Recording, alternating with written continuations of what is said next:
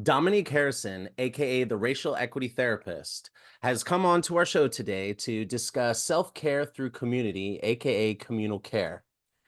If you missed it, she was one of our panelists for the Beauty Business Brunch on May 19th, and we discussed a number of things such as communication, dealing with conflict, and also like working with a team. And this concept of communal care came up. So that's what we're going to discuss today. So welcome back to the Hairdresser Strong Show. My name is Robert Hughes and I am your host. And today I'm with Dominique Harrison. How you doing today, Dominique? Hello, Rob. It's good to talk with you. Thanks so much for having me on. Absolutely. Thank you for coming on the show. I'm really excited about this conversation today. So am I, Robert. Truly, truly, I'm excited to talk about communal care with you. Before we start, would you tell us what racial equity therapist, what that means? Yeah, so for me, I created the term because I work at the intersection of race and relationships. And when we use the term equity, it means we go beyond equality. So it's not so much that we're making things equal for people, but we're actually giving folks who have less in relationship more so that they are level set with those who already have more. So for me, it's really about inviting folks to acknowledge the privileges they have and acknowledge the things that they don't have and creating opportunities for folks to get, have, and receive more. Oh, really interesting. Nice. I feel like I would like to have a whole conversation about that. Okay, cool. So let's jump into Mhm. communal care. What is communal care? So I love the term communal care because it goes beyond self-care or what we would call independent oriented care. Communal care is really about having care in community where you're with folks, you're holding each other accountable to care for your body, mind, and spirit. One of the things I think that communal care does that self-care doesn't is it acknowledges that we were meant to do things like life activities to grow in community. And when we get to be with other people who are doing things that we're not, or doing things that we've done, there are things like bravery that's enacted and activated. There are things like people inspiring one another. There are things like people holding each other accountable and inviting each other into brave space. So there's really so much beauty that comes from communal care. Nice. So is this something that like in your work you help people find communal care and Mhm. understand it? Tell us a little bit about how that kind of works within what you do. Yeah, so community oriented care or communal care is something that our ancestors, the folks who have come before us in our family systems have done. And if you grow up in America, we often idealize the individual or individualism. And when we acknowledge the importance of the community or the communal practices, what we're saying is that we want to invite folks to do things not alone, not in isolation. When we focus too heavily on doing things by ourselves, we're dependent on ourselves for things that we really should invite in inquiry and curiosity with others. We put too much on our shoulders. We're too self-dependent or self-oriented. And there's so much beauty that can come from being brave and making a request for help that we absolutely can do in community much better than by ourselves. So essentially, communal care is really just leaning on folks in a way that we've been destined to do, and we've always done better than caring for ourselves by ourselves. So I had, we discussed beforehand the questions, but Mhm. you're making me think of something. So I am like all over this. I'm an external processor. I Mhm. really do get my energy from other people. So it makes sense that I would be all about this. Like this is I think I'm so too, I'm Rob. so into it. And the work we do at Hairdresser Strong trying to bring people together, this is like I love this. Now, for the folks that say I'm happy being alone. What do you say to them? Yeah, I say that I hear you. I think we have grown up in a society that has made it okay to do so many things alone, right? It feels like germane to you. It feels like very much a part of your life to do things solo. But I think that there's so much joy, so much endorphins, so much serotonin boosts that happen when we're in community. But even more so when we're in community, and you can do the same things that you do to care for yourself by yourself, but with other people. And what you see is actually, we're more in our bodies, we are more in our minds, we are taking more risk, we are being more curious. When we give ourselves the opportunity to be in space with others, all we do is bring more and better into our lives. So I think that there's nothing wrong with loving your own like independent practices. Like I invite all of my clients as a therapist to do that. And but the taking it to the next step is always seeing, could I practice some of the things that I'm doing alone at home, or alone on a walk in my community? Could I just connect with a friend? Like, community doesn't have to be more than three people. Community starts at one, at an additional one person. And the greater number, like, the greater you feel. But it's also like you can start at one if you're feeling a little bit hesitant about bringing folks into your own, like, already curated practices. Um, I think it's just magical that way. There's a lot that it gives us. And it also invites us like to not be so rigid, to be more flexible when we're doing some of these self-care and care-oriented practices in community.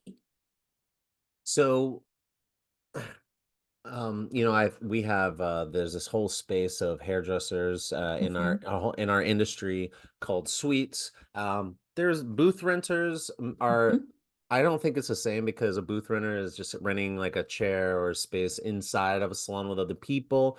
But the people in the suites, like I just like I don't know how. I mean, I have so much respect for people who run a suite because like I'm just not cut out to Mm. be in that space by myself. Like I said earlier, my energy comes from others. So I don't think I would I don't I think I know better, my mental health I think would severely suffer. Now for those folks who are working in a suite and they're, when I talk to them, they do talk about isolation is a thing. They have Mhm. to work pretty hard to make sure they stay on top of that. So I would like to talk about a person that's in the situation where they work, majority of the days of their week, they're by themselves. I mean, they're with their customer, but everything's on them, and they're looking to they're looking for some sort of out, something outside of isolation. Now, the people don't necessarily use the word community all the time, Mhm. but they do. But they do. So, what would you say? Like, what does communal care look like? Can you get well, hold on. First, I want to stop there before I ask my next. I don't want to double up the questions. But yeah, like what do you have to say to somebody who is in working in that type of environment and in terms of what we're talking about? I think you have to get clear about what isolation means to you. If it has a sway that's more negative, then I'd say find ways to intentionally be in community with others, whether it's a weekly, bi-weekly, or monthly basis. And that means taking the time to set space to either go into community and maybe be a part of like a farmer's market where you get to introduce who you are to the community and learn from others, maybe take a walk around your area and connect with other salon stylists and any other community oriented folks who's working in beauty to help, to help and learn about what they're doing. What are some of the things that you do well? What are some of the things that they do well? Maybe do like a little small informational interview. And like, we always talk about those things as if that's the only thing that's going to help you get a job. But when you have a job and you've established yourself, informational interviews can be a place and a time where you get to hear about all the things that other people are doing creatively and see if you want to explore that with them. Maybe it's a small partnership where you get to explore like what meets my need, what meets their need, and we get to cultivate something beautiful together. And then we do it for a season, then we step away. I think what I will say is that you first have to get very clear about what isolation means to you, what meaning you're making of it, how you're defining it. And if you, I'd say that check in with yourself each like time period, each month, each 2 months. Like, what does the sweet style give you? And community can look like, okay, so I know that I might want to do community that is tied to more of like activities outside of beauty. So like be intentional about carving out space to like, I don't know, move your body in spaces with others. It does not have to always be beauty oriented or professional oriented, but you just have to be in space feeling and connecting to other bodies. You might not even need to know all of them. It's just like, can you get yourself in that space so you can be a benefit or have the benefit of being like covered in the coolness that comes with being with other folks who think differently than you. So is so community and relationships aren't the same. Is that correct? Or because it sounds like when I think of community, I think of and I guess I should have asked this question. Hmm. But when I think of community, I think of people that I can reach out to when I have an issue. Like there was an Hmm. internal issue at the salon that I could not put out into the ether. Like it was very private. But because of the relationships that I've built with other salon owners, I was able to reach out to them, tell them the situation. They kept it in confidence. They gave me advice, and I felt really supported. And I was able to handle the situation. And that was a while ago, and it it didn't come back up. So to me, like that's community, or like I mean, yeah, that, and then can extrapolate out of like all these different ways in which the relationship that I have. But it sounds like community isn't necessarily relationships. Would you talk a little bit about that? Well, here's Or what what do I'll you say? say. Yeah. I'll say that community is how you define it collaboratively with the people in your life. So community could be a grouping of two people, three people, four people, to as big as however big the number.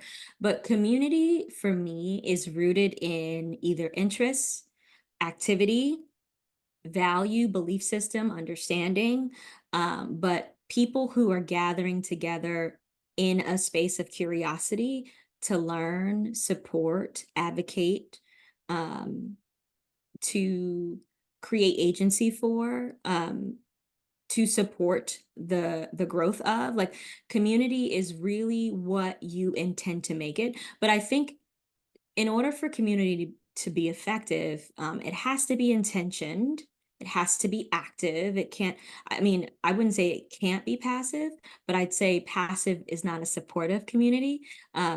It involves risk taking, but healthy risk taking. But it also grounds us in, you know, integrity and respect and like speaking up and honoring the hard stuff, but also being a good listener actively to not just hear your own voice, but to like really see how you can support someone who's in need.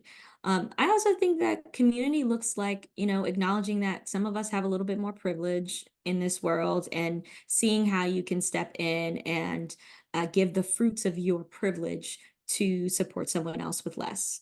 So I think what I will say that's beautiful about community is that whatever grouping of individuals you're with, there's always something really beautiful about collaboratively creating a definition for what community means to you.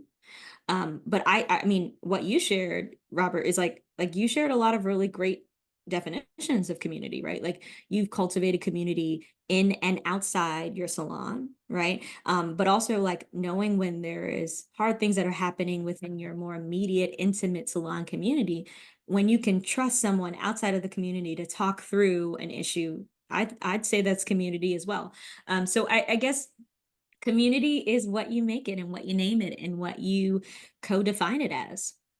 Okay, so what about um there's something that let me just bring it up. So I was talking to one of my coworkers Mhm, today about this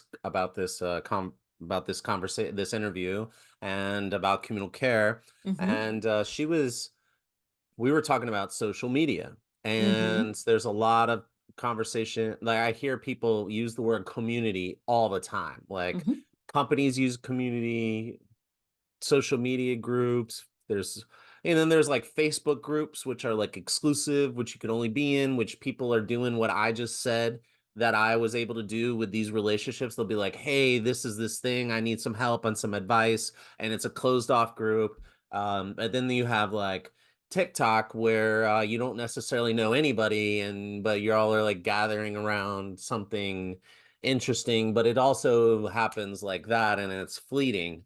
And then you have like YouTube, which, mhm. you might like, I know on YouTube, don't judge me, but I'm a big crypto person. So like I got like five YouTubers that I listen to on a regular basis, and they talk about similar things, and it feels like I feel like I'm part of that community. Could you talk a little bit about the role of social media in community? Yeah, so what I hear you naming is that there is someone or someones that you are connected to by a shared interest, that either you are offering value to them or they are offering value to you. And more often in the social media space, it's folks who have a certain level of privilege, access, resource, knowledge that are passing down or, are dribbling down their information, support, content, you name it, to us, their community who hasn't heard, learned, understood all the things that they know yet, right? But are giving us kind of like the cheat codes and the cheat sheets and the supportive resources to invite us into the same type of learning as them. So I think social media in that way is a community that would be grounded in similar values or interests or understandings.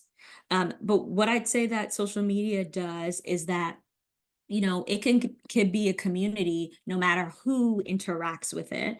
But like I think what makes the social media community special and also interesting at certain times is that you know there aren't always guidelines, so some people might have guidelines of how they want to be interacted with. Some people might actually, set certain sort of terms of like connection and interaction in their bylines or in their bios, or like have a set way in which you can communicate with them, whether it's DM or not.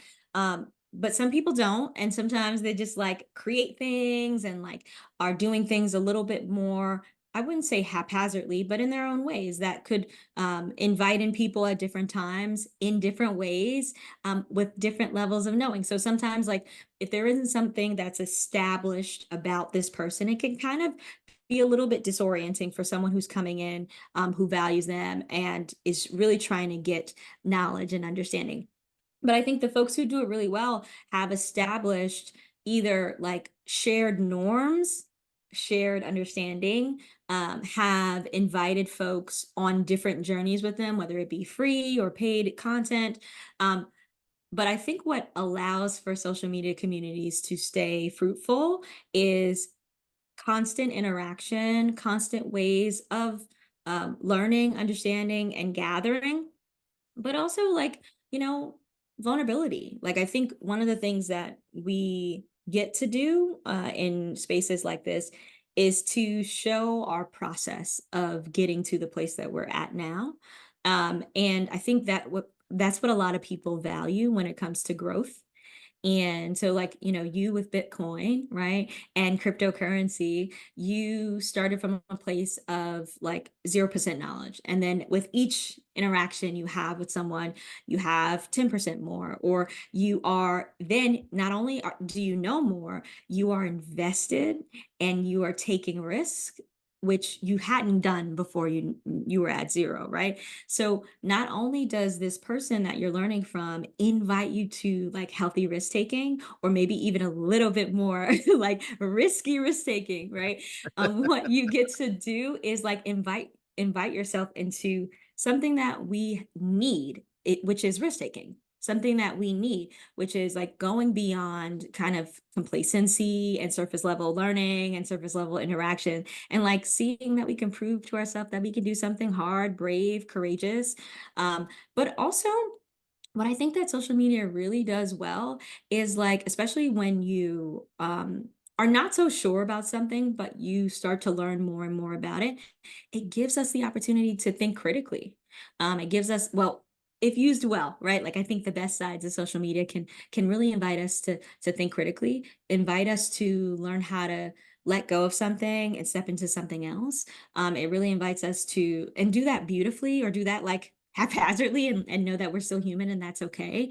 But also like really just come together at different levels of learning, understanding, interaction, knowledge, um, like risk taking. It's all layered in different levels. So it's kind of fun. Like you get inspired by someone who's like horizontally in the same space that you, because they did something unique to their own individual understandings and their pathway, and you're coming in and you both know the same amount, but sometimes somehow they took a different risk than you that day, and you took a different risk than them the other day, and you kind of come together and talk about those things, and that's really fruitful.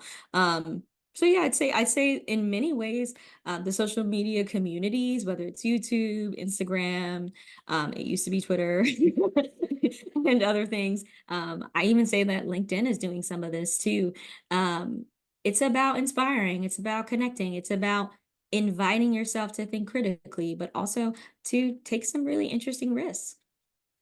Nice. I like that nice answer. Oh, so I think that Reddit is Oh probably yeah. the best at building communities, by the Yes, I'm way. with you on that. And Reddit has done it, and Reddit has done this for years, right? Like, Reddit has like what I love about Reddit is like people start from a very curious, brave place. Like, this feels very vulnerable. I'm going to share this with you, and I'm going to send this out into the ether and see who responds.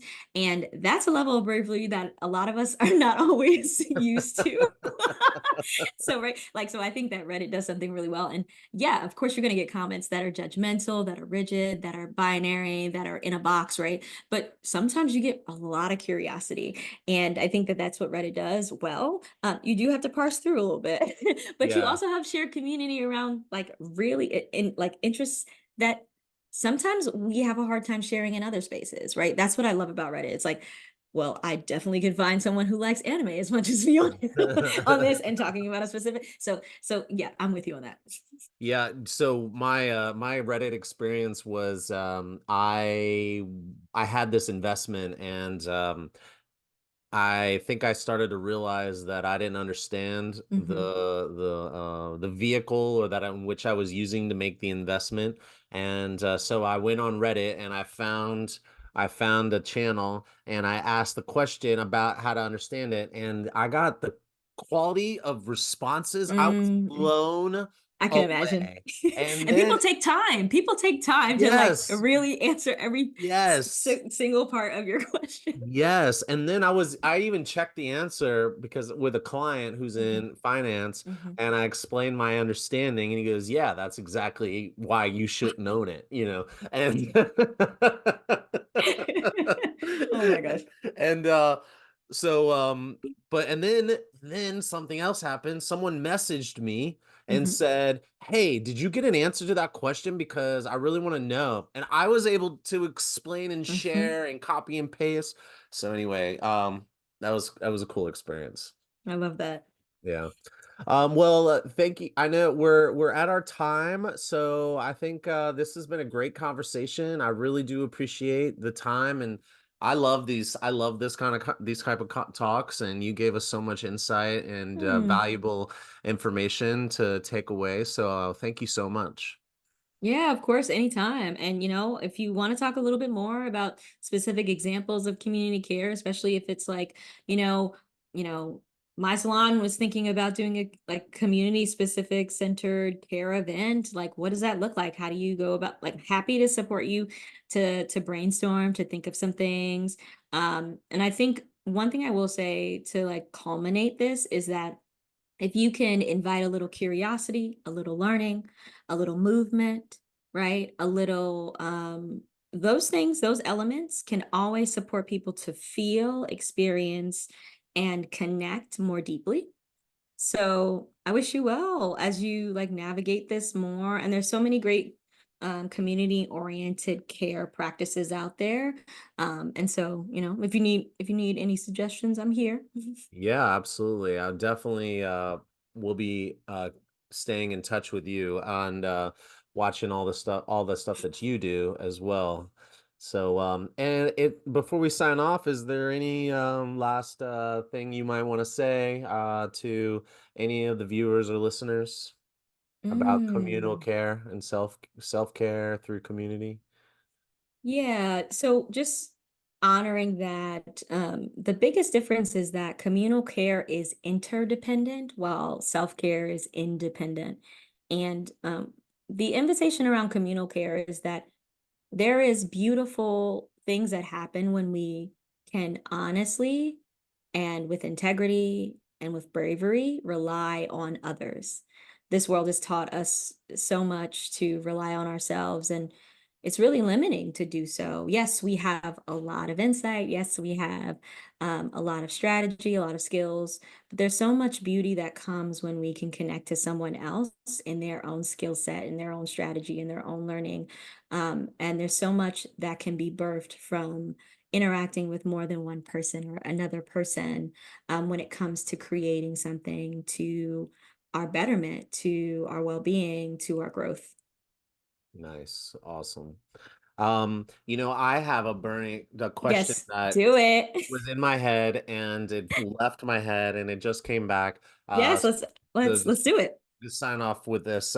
Okay, so my wife, Sammy, she's more of an introvert and an Hmm. internal processor. And Hmm. we are very opposite in that way. And during COVID, she, went remote and was Hmm. working and she would spend like 10 to 12 hours a day in the kitchen, which is where her office that she set up, makeshift office she set up. And she said something because like I was checking in with her and stuff. I mean, I for a while I didn't. I was busy with my thing and then but I remember checking in with her at one point and she said something about how she really needs to make an effort to get out and see people and do things and get into the world because it's so comfortable to be in isolation, but she knows the long-term effect is negative for her. Like she knows that she'll experience a level of depression or something where it's just not good for her. Hmm. So it's almost as if she gets comfortable in this comfy space and can convince herself that it's what's best for her, even though ultimately she knows it's not what's best for Hmm. her. Is this something like I worry when I hear people, and like I said, it's just coming from me who's an external processor who likes being in community in person with people. So like we gotta take what I'm saying with a grain of salt, but at the same time, I'm curious to know how you respond. Like, I worry when I hear friends and colleagues say things like I'm happy being alone but like but I know them and I know they don't get out that much and I know that they Hmm. want to get out more and so to the person who maybe is that and has doesn't know it yet, is there something that people who are listening or watching are there signs or are there things that they should watch for that are signals that they need more community in their life? Hmm. This is going to sound really interesting, but I think we have to learn how to be okay with discomfort. So, once we start to say, oh, I feel so comfortable here, I think that that's a sign to start to do some things to shake things up. Now, I'm not saying you have to go to from the opposite end of the spectrum to complete discomfort, but like there's a scalar in which we can do some small scale activities to just be in space with other people, to invite in like more creativity, more flexibility, more interaction. And I'm not saying you have to always be in space with people you know. Like even just being outside in a park around a lot of people doing your work there, if you have a time to do that, if you can take a day and just be in space with others where you have the potential to interact, it impacts your nervous system in a better, in a more fuller way. So what I will say is that do something with a little bit of anxiety. I tell my clients this all the time, like you need to show yourself that at the end of that activity that you learned a little bit about yourself, that you proved something to yourself, that it wasn't gonna be all bad, that there is a lot that can come from doing something that you hadn't done in a few years. I think also for folks who are getting really isolated, I'd say like jot down a list of things that you did before COVID. Like jot down some of the things that you did interaction wise that you haven't done in a couple years, and see what it would look like to just do those things again, whether with someone, with a partner, with like one of your friends that you used to do it with, and see what that leads for you. Like sometimes it might be like, well, I haven't done that thing in a while, or like I can't even imagine doing that thing again. Well, you did do it before, right? Like so prove to yourself that you can do it again. And invite yourself to do just a little bit of risk taking. And maybe it's for folks who are in relationships with others who are the extroverted type, who are the like I'm the external processor type, like think about ways in which you can continue to invite, just continue to ask, right? And don't let up, but be conscious and be kind and be compassionate in your requests. But continue to invite. Don't allow just the one request to go with a no and then just leave it there. Like if Sammy's like, if you say, Sammy, let's do this thing. And she's like, not this week. Check in next week. And then she's like, not this week. Well, you say, I hear you. And remember we used to do this when we were younger? And, it's like, do you want to invite in a little play to this activity for us? And see where it takes you, and continue to ask and continue to make the requests and continue to choose to see someone in the present, not based off of like the past answer that you got, but invite them to answer differently the next time. Nice. Love that. Thank you so much. Thank you. Oh, you're welcome. All You're right. welcome. I will be in touch, and I look forward to talking more in the future. And thank you so much again.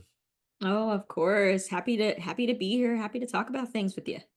Awesome. All right. Well, until next time. See you later. See you.